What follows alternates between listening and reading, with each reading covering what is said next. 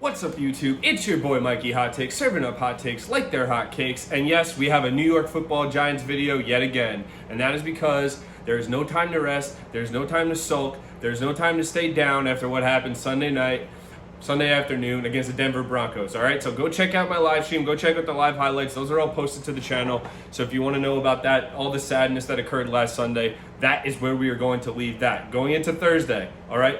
Big things needed from the New York Giants on both sides of the football. After game one, you can't say anything positive about either side of the ball, all right?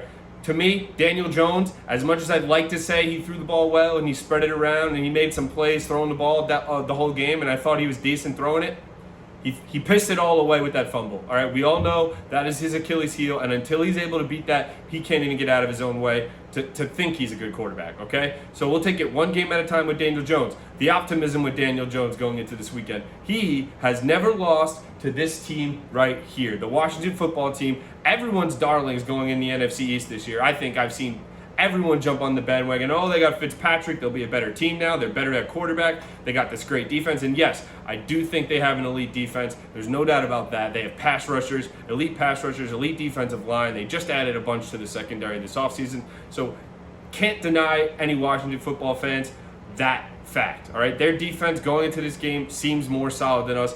They lost to Justin Herbert last week with Taylor Heinicke on the field for a majority of that game after Ryan Fitzpatrick got hurt. That means that Ryan Fitzpatrick will not be playing again this Thursday. We'd all assume. I haven't actually confirmed that report, but I'm just assuming a 40-something-year-old quarterback, however old Fitz is not going to be healthy in time. So it's time to go to work Thursday night against a backup quarterback, Taylor Heinicke, all right? No excuses for the Giants. You cannot go 0-2, simple and plain. I don't care if you have to beat them 10-7. I don't care if you have to beat them 37-30. I don't care. You need to figure it out. Thursday Night Football, the whole world will be watching. It's week 2, all right? Both teams should still have some faith, even though they're 0-1. This division could be dicey yet again. Although right now, if you're looking at it from a neutral's perspective, Dallas has looked the best offensively, and going into the season, they had more expectations than Philly. I think Philly beating Atlanta it's week 1, right? We'll wait on that. But going back to the Giants, they need to be able to run the football. Okay, 2 things that I really need to see this week is they need to be able to run the ball somewhat effectively, all right? I'm not saying they need to lead the league in rushing, but they were just putrid on Sunday on first down. They were constantly running into brick walls. Either that's the offensive line, the scheme, the play call, whatever it is, okay? It needs to be fixed quickly. There's not a lot of time to turn it around and make big changes, but it needs to be done, okay? It needs to be done on that end of the football, running the football. Passing-wise, like I said, Jones, I think he's been fine, all right? He needs to stay out of his own way. Don't make that big mistake, but that can't also hinder him from being himself. It's just minor improvements, which is what's so frustrating with Daniel Jones. It seems like he's halfway there, and during the game, you're like, wow, he's coming on. He might be a decent player, and then some stupid play comes about, and your whole perception of him changes right away, all right? So moving on from Daniel Jones, let's go right into the defense, which is my number 1 complaint from Sunday, okay? This is supposed to be at least a top 10 defense. I had the audacity to think this would be a top 5 defense going into the year, and it's still early, right? It's game 1, week 1. We don't want to jump off a bridge, all right? This unit should be better than what it was on Sunday. However, how much better are we talking here? Because you just got diced by Teddy Bridgewater week 1. All right, so are you going to tell me all of a sudden this team's going to turn it around by the end of the season, they'll be a top 5 defense? I don't know. I have a hard time believing it right this second from what I saw on Sunday. It looked like a lot of guys not knowing what they're doing, either not catching up to the receiver's wide open, pass rushers not getting there, stupid discipline penalties from Darnay Holmes, I think, and who else? Azeez Ojulari had a brutal one right before Melvin Gordon's big touchdown run at the end of the game. So they need to clean it up on defense so much more. For me, the offense, yes, they need to score more points. There's no debating that. There's no disputing that. Anybody will tell you that. But last Sunday, I didn't get the vibe like this team can't score. I got the vibe like whenever we get the ball back, it's not going to be in time to catch up to what's going on here. Yeah, they need to keep pace, get a lead. Ideally, all these things would be nice. But in a football game, you need to be able to your defense needs to get off the field some way or another. It can't be from these 8, it's almost better if they would give up these 75-yard touchdowns on play 1, so at least you could have a chance to tie it up. The Broncos just milked away the clock all game long on Sunday. It wasn't close. And when you lose by time of possession by that much, it's hard to say anything important happen for your team, all right, especially on offense.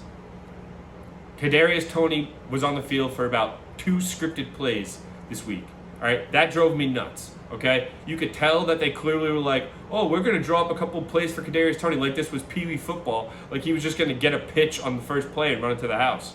All right, let's relax. Let's get this guy some reps on the field. Let's teach him the playbook. And that's part of the problem. He's a first-round rookie, and it seems like he only knows 2 plays. He was only on the field for 2 plays coming into the year. This team is not good enough for those type of luxury picks. All right, if you're going to draft someone round 1, use him in the offense. Get him on the field. All right, I know they have a lot of receivers, but C.J. Board is on the field just as much as him. That can't be the case. Put him at kick returner. If you want to get him touches, put him at kick returner. All right, this is a first-round pick, Kadarius Toney. You can't just have him waiting in the wings like he's some type of gadget player, like to that degree. All right, I understand that's his MO, being a gadget player and an athlete and twitchy and running with the football. But you actually need to make it so it's not blatantly obvious that he's going to get the ball when he gets on the field. He needs to be constantly on the field, so when that deception happens, the defense actually sells it or buys it. All right, so there's so much wrong with the team after week 1, but there's, like I said, there's no time to be pessimistic. Win week 2 and everything changes. This is a division game, so it almost counts as 2 wins. All right, Washington football team's a team a lot of people pick to be better than you. Go out there and beat them, Giants. Go out there and beat them, New York Giants. Joe Judge, we already discussed, if you watch my live stream, if you watch the highlights, I went crazy about him messing up the timeout, all right? Inexcusable for me for a coach to not know the rules, and I listened to his explanation after, and it's exactly what I thought it was. He kind of threw a tantrum on the field, said, hey, guys, I need you to look at this. I need this to be a longer review. And it wasn't coming. So he looked like an idiot. He threw a timeout out the window. And those type of mistakes cannot be coming from the head coach. All right, if the talent's not good on the field, fine. We could look around and we could blame Dave Gettleman. We could blame this player for not playing up to his potential, whatever. But if the head coach is throwing timeouts out the window and you're already down and you already don't look like you're playing well, then what is there to be excited about from top to bottom? Everyone hates Jason Garrett, all right? Rightfully so. The play calling is shaky. The 3 and out after the Logan Ryan fumble recovery was absolutely insane. Okay? You cannot run that much you can't run your offense that conservatively when you need to put points on the board, and you're like, this team cannot play scared on offense. It's done. Jason Garrett, Daniel Jones, you cannot play scared, because if you play scared, no matter what, you're not going to stay at this team. You're not going to stay on this roster. You're not going to stick in New York. Okay? So why play scared? Go out, balls to the wall. Let's run some deep concepts. How many times do we see Jason Garrett with these stick routes, these quick curl routes, short of the sticks? I'm so sick of them running routes short of the sticks on 3rd down and hoping for yards after the catch. You need to be running multiple routes past the 1st down marker when you need a 1st down. It's simple and plain. All right, 1 check down is one thing. You can't have 4 guys looking like they're check down options on 1 play. And that's so often what happens with the Giants. You never see a guy catch the ball running in space. It's always these quick curls, and it's up to the receiver to break a tackle like that.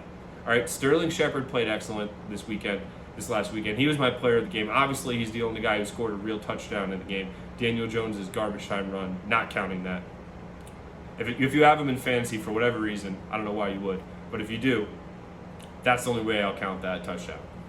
So, the rant over, Sunday over, move on to this weekend, Thursday night, and you should be able to beat this team. It's a backup quarterback. If you can't do it, I don't know what to tell you. You're not good enough again, because this is a 2nd-string quarterback for Washington, Taylor Heinicke. And listen, Heinicke is dangerous. I don't think he's a trash backup. I think he's more than capable of running the Washington football team down the field a couple times, which is why I don't care how good Washington's defense is. You need to be making big plays. You can't play scared against them. You can't try to play field position against a team like with Chase Young on the field, with Montez Sweat. These guys are going to get to Daniel Jones eventually. We've already seen what Solder and Peart did against Von Miller this weekend. All right, 2 horrible plays from both of them. All right, beat Taylor Heinicke. No excuses. I don't care if it's 13-10, 10-7. Let's go Big Blue. Let's get it done. Giants Nation, stand up. Let's get a W, and that's it. All right, so stay tuned. We'll be live on Thursday night, 8:20. Join the stream. Jump in the chat. Let me know you're there. Like, subscribe, all that good stuff. Follow me on Twitter. And until next time, peace.